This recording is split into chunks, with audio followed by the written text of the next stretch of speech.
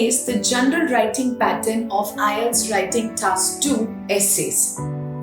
First, know the requirements and pointers to be added to your essay.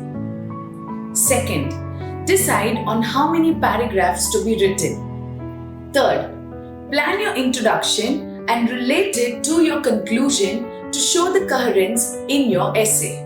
And finally, do not forget to proofread your answer after completing the essay. For this, you must complete your article in 30 to 35 minutes.